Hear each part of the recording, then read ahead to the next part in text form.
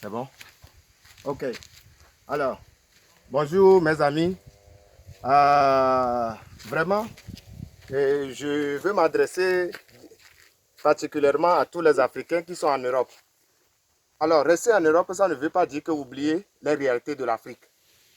Est-ce que vous me voyez? C'est ça que les gens font chaque jour. Plus de 90% sont dans ce secteur-là. Ça, les maçons, les Zemijaman. C'est-à-dire, quand on parle de Zemijaman, chez nous, c'est les gens qui roulent taxi moto avant de manger. Nos mamans, nos parents, tout le monde, c'est dans ce secteur. C'est chaque jour que tu dois sortir. Aller faire ça et revenir à la maison peut-être pour gagner 1000 francs pour nourrir ta famille. Si vous pensez que les mesures drastiques de l'Europe, c'est bon pour toute l'humanité pour pouvoir tuer coronavirus, vous devez penser 2 fois sur ce que vous envoyez sur les nets et ce que vous publiez et les décisions que vous demandez à nos États de prendre. Ces décisions-là ne sont pas des décisions pour les Africains. Alors, mes parents qui sont dans des villages, et c'est le moment même d'aller au champ cultiver, maintenant vous voulez arrêter. Disons que tout le monde doit appliquer les mêmes mesures que les Européens, les Chinois, ils ont pris pour pouvoir vaincre le coronavirus. Donc tout le monde doit être dans le même sens. Ce n'est pas normal. Le secteur tertiaire en Afrique, c'est ça qui prévaut sur tout. On ne connaît même pas combien nous sommes en Afrique. Ok. Et donc, s'il y a des mesures pour pouvoir lutter contre le coronavirus, vous devez réfléchir et faire des vidéos qui ont trait à la réalité de l'Afrique. Alors, fermer un marché en Afrique, c'est tuer toute la population. Ça, tout le monde va mourir plus que ce que le virus va faire. Alors, ça, je ne le dis pas parce que je veux que les gens participent ou bien sont des vecteurs de la maladie. Mais je publie cela pour que les mesures que les Africains doivent prendre doivent être étudiées chez eux et décider des choses concrètes pour les Africains. Alors, il est temps que nous réfléchissons et nous devons laisser tout ce qui est de l'Europe. Chaque fois, on copie, on vient coller sans réfléchir sur ce que nous sommes en train de faire. Alors là, vous pensez qu'on peut fermer les marchés en Afrique? Est-ce que les marchés en Afrique sont comme les marchés européens? Est-ce qu'il y a combien de supermarchés? Vous pensez que les maniocs, on va aller déterrer les maniocs pour venir mettre dans le frigo? C'est ça que vous voulez dire? Et combien de personnes qui sont dans une pièce et qui cuisinent dehors parce qu'ils vivent dans les cours communes? Vous voulez les fermer où?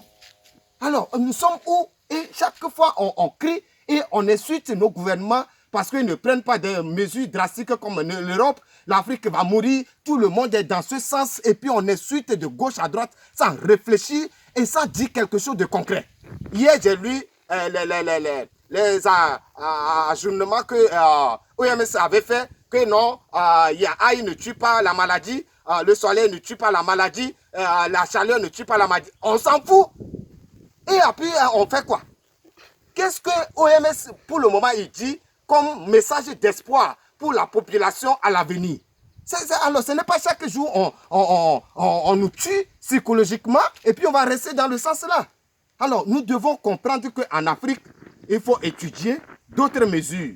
Ce que nous pouvons faire pour qu'on ne va pas tuer ni la population, mais essayer de trouver des moyens pour contrecarrer la maladie. Mais on ne doit pas rester dans le même sens que tout le monde parce que l'Europe a fermé les frontières. Donc nous aussi en Afrique, on va fermer les frontières alors que nos maisons n'ont même pas de porte. Maintenant, on ferme la frontière pourquoi? Pour aller où? Dans des forêts? Même dans la forêt, il y a combien de personnes qui vont rester à 1 mètre de distance en restant dans la forêt? Alors soyons vraiment des gens concrets et réfléchissons surtout les Africains qui sont un peu partout et ils pensent que c'est fini parce qu'ils sont en Europe, en Asie, aux États-Unis. Donc les mesures là-bas, c'est ça qui convient pour tout le monde. Ce n'est pas la même chose chez nous ici en Afrique. On doit réfléchir sur ce que nous sommes en train de dire et ce qu'on doit faire. On ne peut pas fermer les marchés, on ne peut pas fermer les boutiques. Chez nous, ici, ça n'existe pas. On ne peut pas renvoyer les gens de rester à la maison parce que la population, ils mangent journalièrement. Donc, c'est ce qu'ils gagnent, c'est ça qu'ils mangent. Donc, il n'y a pas de gouvernement en Afrique qui va nous dire il connaît 100% le nombre de sa population et il va envoyer à manger à toutes ces populations-là. Ça n'existe pas.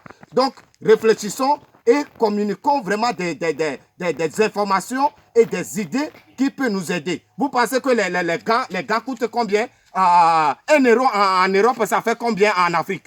Vous pensez que c'est tout le monde qui a de moyens pour acheter de gants, de cache-nez et remplacer ça à chaque 1 heure de temps? En Afrique, on gagne combien par mois? Alors, je vous avertis de réfléchissez et trouvons des mesures concrètes pour pouvoir sensibiliser les gens afin que les gens ne tombent pas dans les chaos que les autres pays sont déjà. Je vous remercie.